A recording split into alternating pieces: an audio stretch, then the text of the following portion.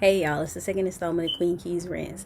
I don't know about y'all, but social media has been on fire talking about this Quavo and Sweetie situation. I wasn't really going to touch on it, but my homegirls inspired me to go ahead. And like they inspired me, and I was like, you know what? Enough is enough. I'm going to go ahead and just make a post on this now. So my homegirl asked me a question: would y'all stay if a man gave you money and paid for everything? Well, it depends. And so then she elaborated on the situation. She said the Quavo and Sweetie situation, and they were just like, so my other homegirl's like, what happened? Because she had like didn't know what was going on. So basically, what, in case y'all don't know what happened, I'm gonna just go ahead and include y'all in. Sweetie alluded to the fact that Quavo cheated on her, which brings to the question: would you stay if your man cheated? So they asked me, and I told her, well, it depends on what type of cheat it was. Because I'm one of those people where everyone has their own definition of cheating. What you might consider deal breakers is something that I might not consider deal breakers. So everything to like certain triggers don't bother other people. So like in this Quavo situation, it was like the man is catering to you and showering you with gifts. Like that's not enough to make them stay. Like you can't even equate yourself in that situation because one, you're not even in that tax bracket. I mean that's not even fair to say, because at the same time you could, because you have regular schmegler dudes who shower their chicks in gifts, but they hoish as hell. And my homegirl Love Dorsey, and I attached a video to it here, she brings up a good point where I feel like this: a man's going to do what a man wants to do, but if he sees value in you, he's going to do whatever it takes to keep you. That's why I'm really big on the power of attention. I'm not saying I'm no expert, but everyone's praising Sweetie. The men are trashing her. But they fail to remember these three things. One is the power of attention. When you first get with somebody, y'all should let y'all intentions be known straightforward. I know for me, because of the fact that I'm actively dating, that is the first question I ask somebody when we meet. What are your intentions with me? What are your deal breakers? What is something that's going to trigger you off? And I feel like communication is a big thing that most of us lack, and they don't have the courage to ask, because some people were raised on love, others were raised on survival. With that being said, that's the reason why some of these relationships aren't working, because we aren't doing the communication efforts first. So to get back to my point on the simple fact of cheating, you have to find out, what does this person consider a huge deal breaker? For me, I can deal with a lot of things and I can tolerate a lot of shit. But for me personally, if I'm with somebody and they have a baby on me, that is it. All bets are off. I can't forgive that. Some women are able to take that man back and stay. But for me personally speaking, that is a deal breaker. Like, there's nothing you can say to me to apologize. There's no forgiveness. I am been type done. Pack my shit out. Because I feel like this. One, that is the utmost disrespectful thing you could do. It's so, like, I think I can forgive you cheating on me. Yeah, it'll hurt, and it's gonna take a while to build that trust back.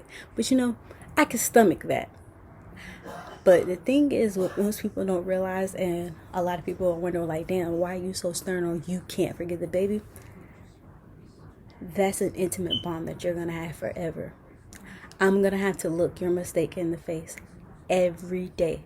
Now, the child is innocent. That child didn't do nothing to me, so I can't even hold that anger towards the child. But you two parents, yeah, I can be hostile and angry towards you two all the time. So that's why I'm a firm believer, if a woman can accept a child out of a cheating situation, she's a better woman than me. But me personally speaking, I can't do it. Another reason why I can't accept that is because we live in the age where STDs are real. So if you're sleeping with that person, that means that y'all were intimate without protection. That shows you didn't give zero fucks about me, and you were liking that cootie cat too much. That means that you felt comfortable with this person and you didn't care about any of the repercussions. So for that alone, she can have you. All that headache, peace. That for me is a deal breaker. So when people say that's the cheating, you have to lay it down. But it goes back to what I was saying previously. When you first meet somebody, like my homegirls laugh at me, but I'm real adamant about this. Anybody who knows me, if I'm going on a date, these are the first 3 questions I'm gonna ask. Are you single? Like, or does somebody else know that you with them? How many kids you have? Like, you work and stuff like that. And what are your intentions? What are some deal breakers that you're not willing to accept? Therefore, when we do start forming this bond with each other, we already know what this person and that person are not going to accept. So that way there's no room for error. So that way if you make an error, that's pretty much the equivalent of you spitting in my face. Because I told you up front what I already don't tolerate. And I have enough respect for you to not do that to you. So if you violate the terms and conditions that I told you up front in this first date while we were in the process of dating, you violate my terms and conditions, this is where I ghost you. And I feel like if a lot of women start carrying themselves like Saweetie and like this, letting them know, hey, this is shit that I'm not going to tolerate, everyone would be better off. It's some things where I see my homeboy posted the other day, men aren't loved unless they can provide monetary compensation on monetary things. They only see value in themselves within them things. No, you place your self-esteem and your value within those things. This is another reason why I feel like people cheat so much. The foundation, if you have a shitty foundation, the relationship's going to be like shit.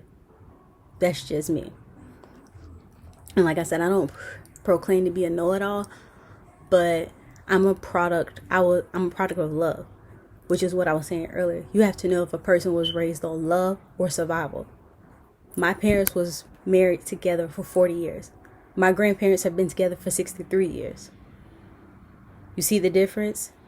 Versus somebody who has never seen nothing stable like that, never been nothing stable like that. That sets the tone. When you have people who have been in situations like that, there are certain things that they're going to expect and certain things are not going to tolerate because that's what they're used to. It's called standards. And once people elevate their standards and make their standards known, you'll be a lot better off. So in regards to their cheating, people cheat simply, I think, for 1 or 2 reasons. The communication is dead. And the needs are not being fulfilled. But it bounces back to the other thing I was saying before. If you're not articulating your thoughts clearly, how is the other person going to know? We're not mind readers. So let's say you're with your partner and this person's told you what they like and what they don't like, but you're blatantly ignoring them. What do you expect them to do? After a while, they're going to get tired of being ignored. They're going to go seek what they want elsewhere. That's the habit of most cheaters. Now, there's other cheaters who just can't help themselves. They're gluttonous. They just greedy. Now, it's up to you to accept that. But 9 times out of 10, they gave you an inkling that that's the type of person that they are from the beginning. So, I know I'm stepping on a lot of heads right now, and a lot of people might be a little pissed off with me. But that person showed you who they were in the beginning. So for you to try to change them, you set your own self up to get hurt. So my rant's over. Like, comment, and subscribe if you agree or disagree. But I don't think I'm wrong. And in goal setting, like, you ain't even whole enough to be a nigga everything. And when I be saying that, y'all bitches get on my videos and y'all get offended. Like I'm always taking up for the niggas. But women be the main ones pushing for monogamy. And then when a bitch get in a relationship, you don't understand, by asking this man to not fuck nobody else, by asking this man to not call nobody else, by asking this man to not look at another woman for none of his wants and needs as far as male to female, you are then saying, I'ma be whatever you need me to be, nigga, because I don't want, but y'all don't understand that. Y'all just think that's how it's supposed to be because that's what the media and the movies and your man and them taught you. Like, that's what y'all think. Y'all, like, truth be told, if up front, a bitch told you, these are all the things you're going to have to do, girl, in order to lock this nigga in like you want to, half of y'all wouldn't even want the nigga after that. But you never sit down to actually really consider, what does it take to be fucking Ray Ray's girlfriend? What does it take to be Michael's wife? Like, what type of demons do this nigga really got? What type of sex drive do he really got if he left every other bitch alone and only fucks with me? What type of things would he want out of me?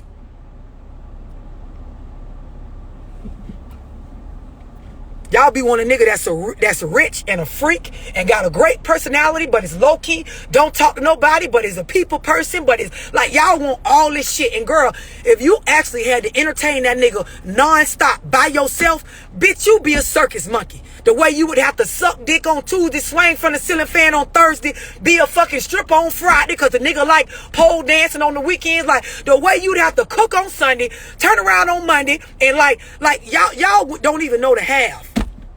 And y'all be so quick to want a nigga to just lock in on you. Do you even have enough going on for you to be a person everything?